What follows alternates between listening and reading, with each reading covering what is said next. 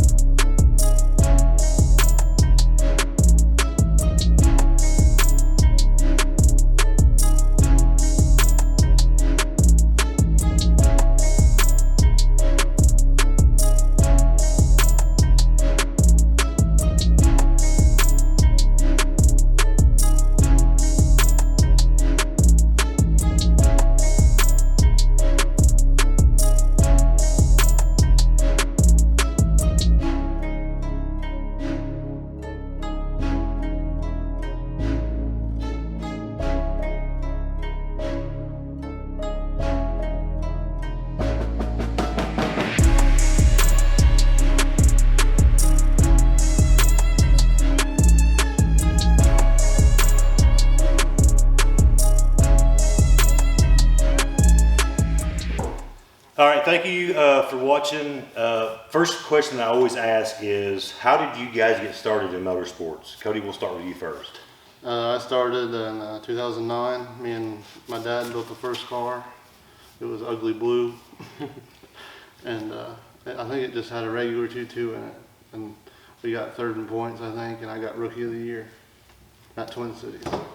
How'd you get started, Jacob? I started actually in 2012 in go-karts, and just to get my foot into racing.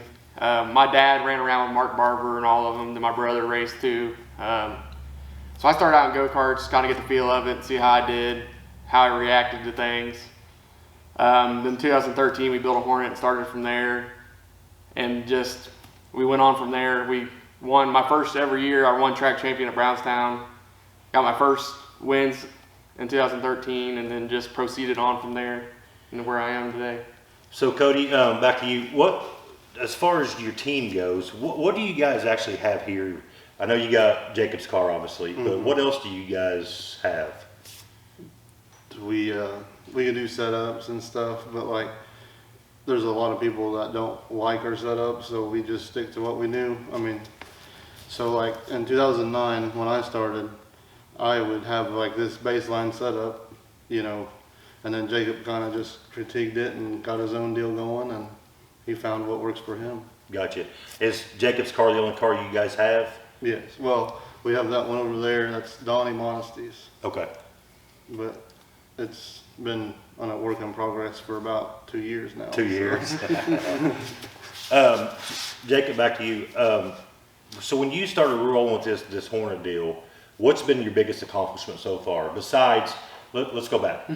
Besides the national championship this year, prior to this year, what was your biggest accomplishment? My biggest accomplishment in Hornets were my very first year being a rookie and everything, winning track champion at Brownstown. That was my biggest accomplishment that I've had. What is the plans for 2023?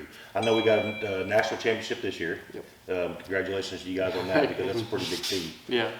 What's the plans for 2023? Stay in the Hornets and go that route? For as of right now, I think we discussed, we're just kind of, I mean, we both have kids now.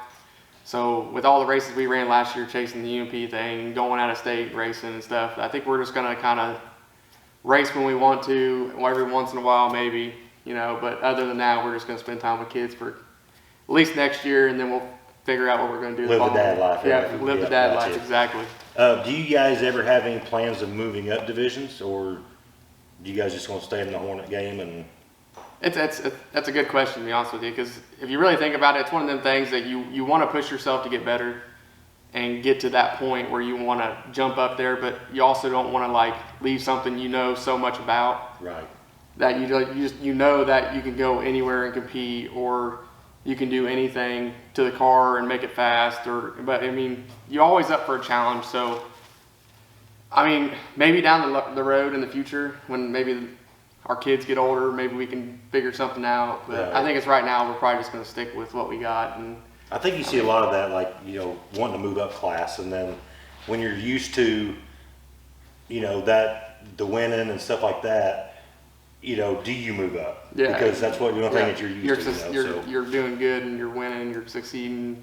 Right. You hate to go back. Basically, what you're doing is just you start something new. You don't know all the stuff that you got to do. You're basically starting back at the bottom of the totem pole, and you got to work your way back up. But that's challenging. Right. And a lot of people like that, and I would like to do that. But as of right now, with the way the economy is, and then bringing a kid in the world, and him bringing a kid in the world, it's a lot. It's a lot right now, So you hate to do that when your knowledge is at one point, and you can stick with that and have fun with it, and just go out there and compete and meet new people. Hell, we met so many new friends this year, Right. that I've never thought we would have met, and people that, I don't know how many times we was at racetracks and something go wrong, and we've had 10 people sitting there trying to figure out what was going on just to get us back out there.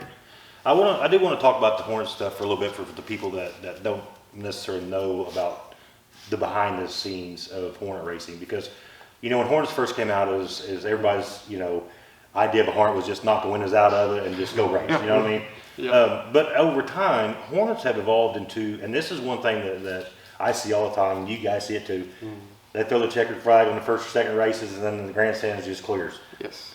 The thing is, though, I try to tell all my buddies, I'm like, the Hornet racing, the Crown Vic racing is some of the best racing of the night. Exactly.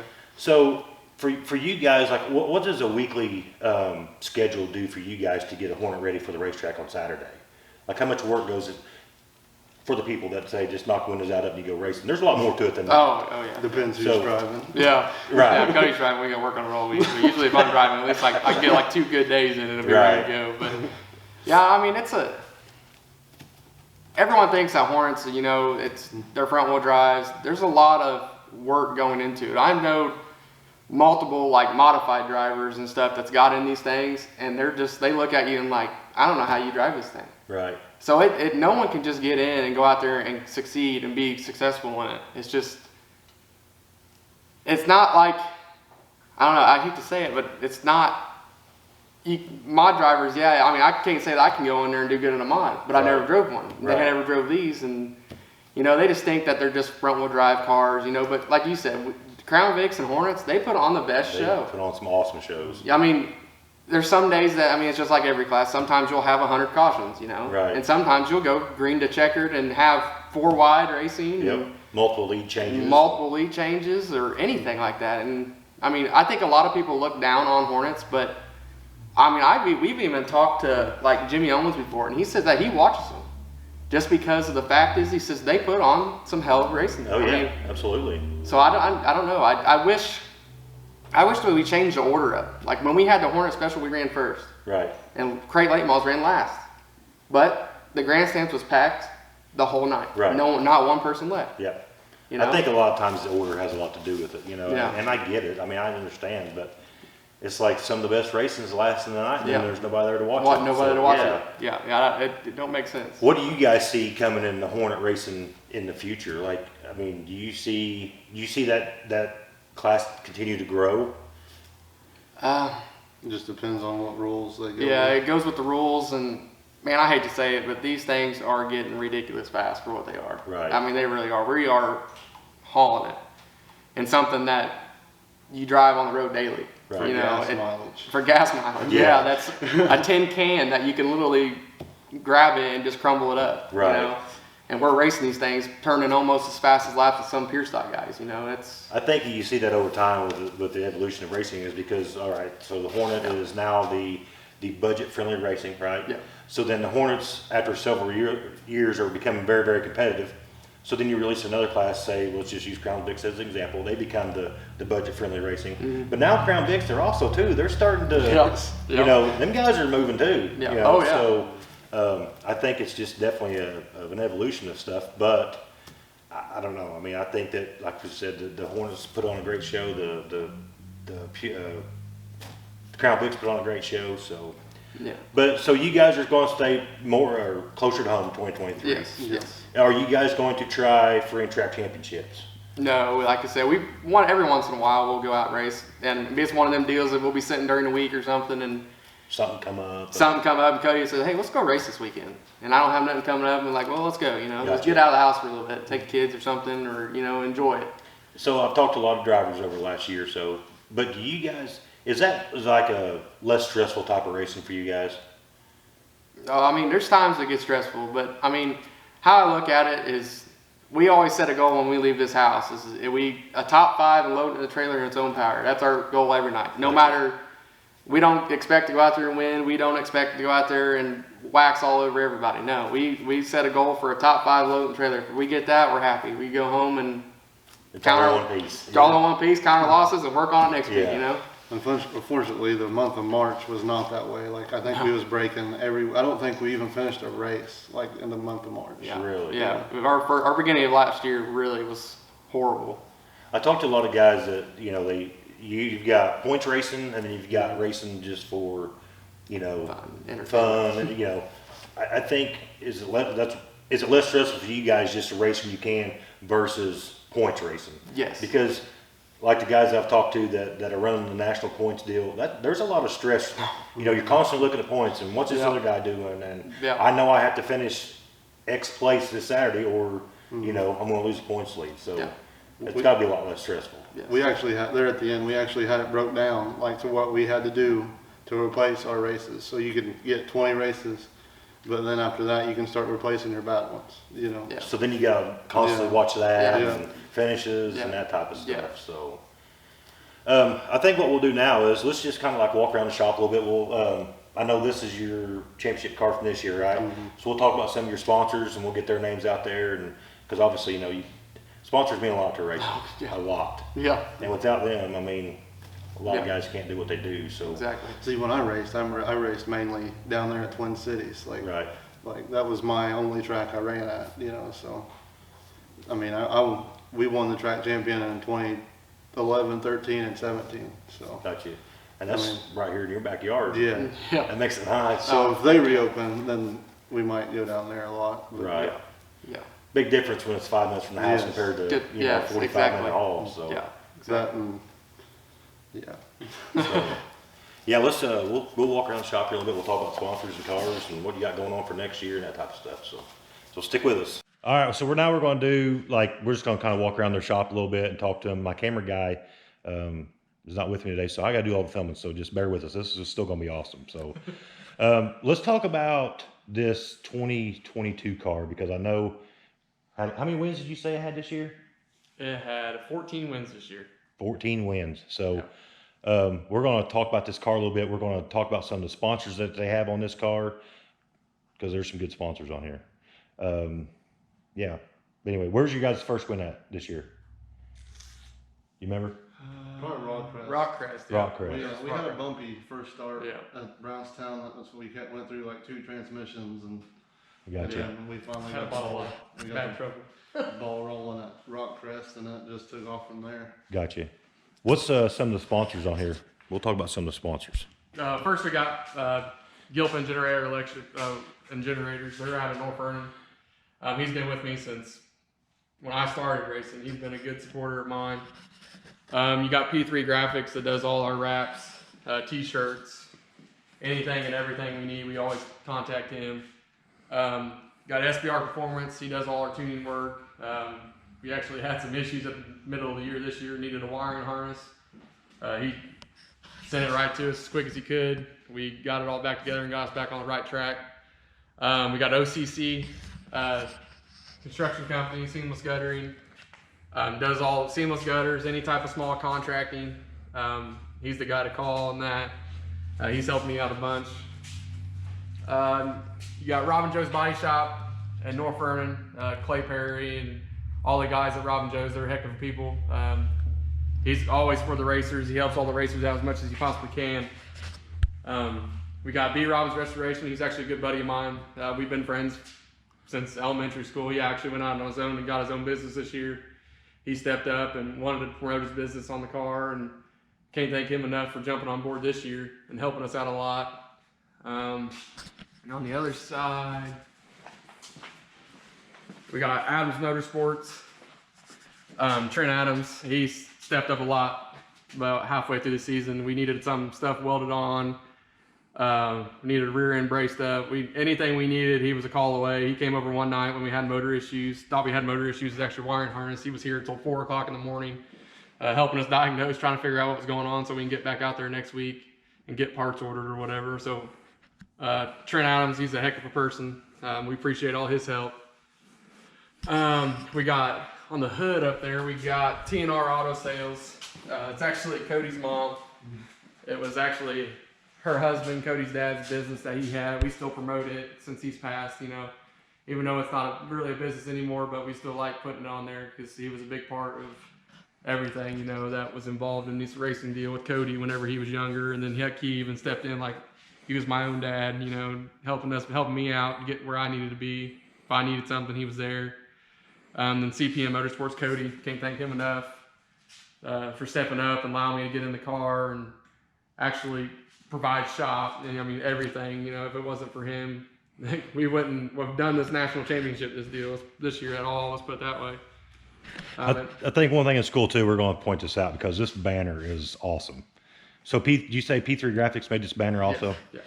Check this banner out.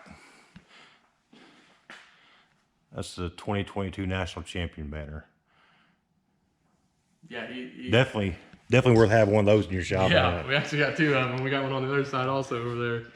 But yeah, there's a lot of people that, I mean, my wife, his wife, my little girl, his little boy, you know, that they sacrificed their summer to make sure that we were ready to go for the weekend.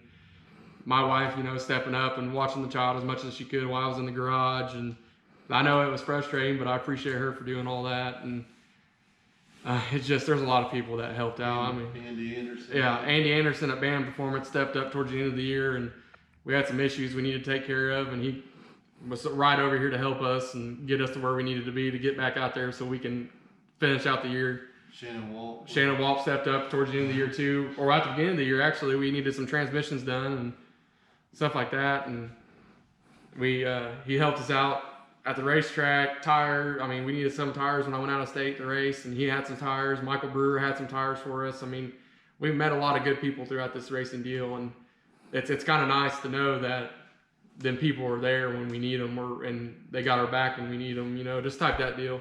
Racing is just a big family thing, I feel like, and that's what makes racing the way it is when you can go to the racetrack and you know if something goes wrong, you got people jumping in to help and all that stuff, you know. So Cody, you gonna be in the car in 2022? There, maybe once or twice. Okay, we're gonna make it YouTube official right now. 2023 maybe. 2023. Yeah. I'd like So- to get back in it once or twice. I mean, But yeah, you guys got an awesome shop here, especially them lifts make a big difference, don't they? oh god, yes. Huge difference. especially when you're used to just rolling around on the ground all the time. Right. Them banners are awesome. Yes. Yeah, Eric does a heck of a job. And you guys can definitely like look back on those for years and years to come. Yeah, we're actually the first person in Indiana to ever win a national championship in a Hornet. That's awesome. Yeah, it's always been Illinois guys. So Right. That's awesome. Well, we definitely thank you guys for allowing us to come visit, check out your shop. Definitely a pretty neat place. I know I've been watching you guys all year. It's just win after win, and then Cody contacted me and was like, "Hey, you want to do a shop talk?" And I'm like, "Absolutely, I will be there." So, thank you for everybody that's watching and watch this video. Make sure you hit that subscribe button, like button, bell notification to get notified of all of our latest content. You guys got anything you want to close with? hopefully we'll keep going throughout the years and keep racing going. You know, hopefully racing stays around, and hopefully this economy deal kind of switches back around, and we can actually all afford it a little bit better. Absolutely. Have a little bit more fun with it. You know, make some extra money. But yeah, it's just appreciate everyone watching. Like he said, make sure you subscribe and help him out. Thank you. Cody, you got anything you want to close on? This is our junk pile for the year. Let's check that out. It could have been a lot worse had I been driving. This is what you go through in a year. It's not all fun and games. Not all fun and games. But yeah, it's definitely been a good time up here. You guys appreciate it. Yep. And then we'll probably do some stuff with jack it during the year. I'd still like to get a GoPro in the car at some point in time. I was going to try to do it this year, but just with the hectic season type of stuff, so we'll definitely get some definitely get GoPro on. footage. There's a little bit of past history in that room too of me back in the day. Let's go check it out. Let's go listen to some pictures. My mom was was pointing at it. So what we got in here? So all these were, this was the 2013 track championship. And I think I won 3 or 4 times there. That was the 2011. As you can tell, I'm a lot skinnier back then. Back in the day. Then that was my dad always flagging. That's so cool. And then this I is didn't like really old get school. a picture of the 2017 because I don't think I had the car a very long time after. That 4-door is one I built and I never raced it. That 38 car right there in the corner. Oh, Yeah, I never right I here. sold it to Tony Napier. I never really even raced that car. I wish I would have, Gotcha. but yeah, I think it won the track championship in one of the years I wasn't racing. But he got his first feature win in it too, I think. Tony Napier did. I like looking at old pictures, man. There's so much history there. All of these is just the Sunfire or Cavalier. It's the same engine, just the car in there is a little bit more updated, you know. Then what these were? Yeah. Sweet.